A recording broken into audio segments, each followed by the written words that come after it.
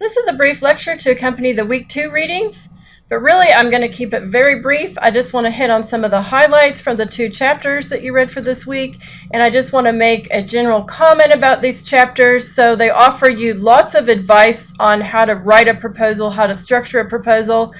And although for the most part, on a big picture level, a lot of this corresponds with the guidelines that I've given you in your assignment guidelines, you are going to notice some subtle differences. So I really just want you to read through the chapters, take it all in, and use and apply what is most relevant to your project and set aside the rest. So mostly I want to keep this lecture brief because you have a deadline coming up on September 5th. I'm asking you to post a first draft of your proposal for this class. And I know that seems like a tight turnaround, but I have done that on purpose. I truly want this to be a first draft, a very rough draft. It doesn't even need to be complete. My only stipulation is that I would like you to have some amount of text in each of the required sections. The main focus of today's assigned readings is the capstone proposal. The 2 different books offer different kinds of advice on how to write the proposal, how to structure it, and so on. But the key message to take away from both of these assigned readings is that you have to consider your audience.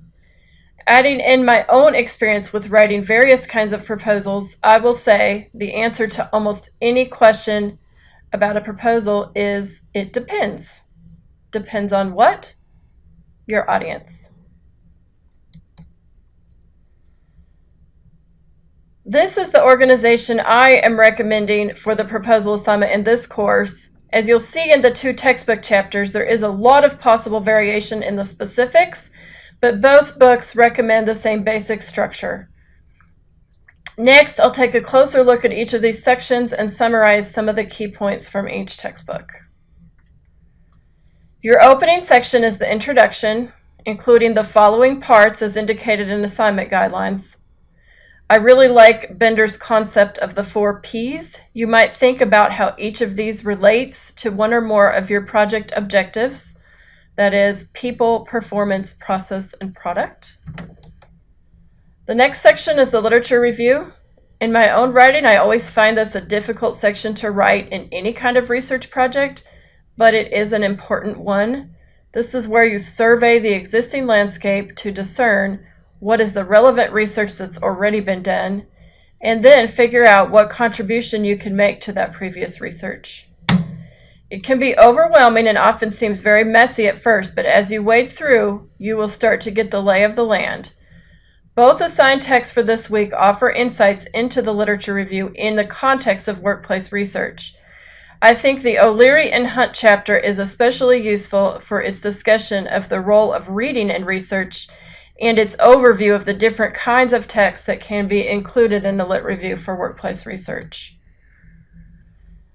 The methods section is where you specify which tools you will use to address the question, problem, and research gap that you have just defined in the previous 2 sections.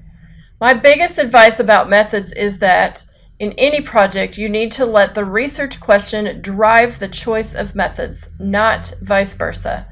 I have seen many graduate students over the years fall in love with a single method, and then they build a project around that method.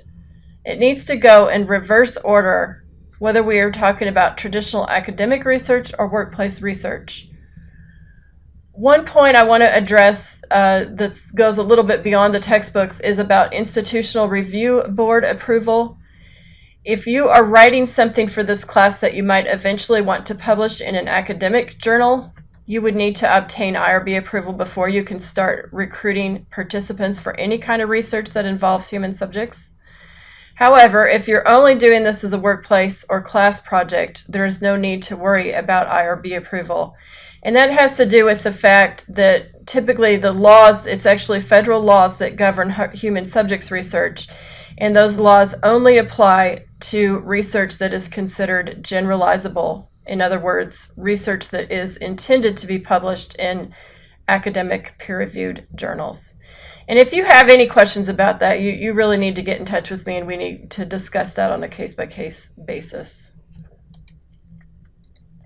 Words of wisdom here, and very important advice once again for any research project. Nonetheless, you do need to begin with a plan, and that's what this final section of the proposal is for. This is where you lay out your specific plans for an audience, deliverable, and timeline. By deliverable, I mean what is the final product you will produce. To some extent, that is specified in the assignment guidelines for the report, but it can also be open-ended and dependent on your other goals and audiences for the project. Thanks very much for listening. Now I'm going to shut up, and with these words of wisdom that are on this final slide, I'm going to encourage you to just get to work.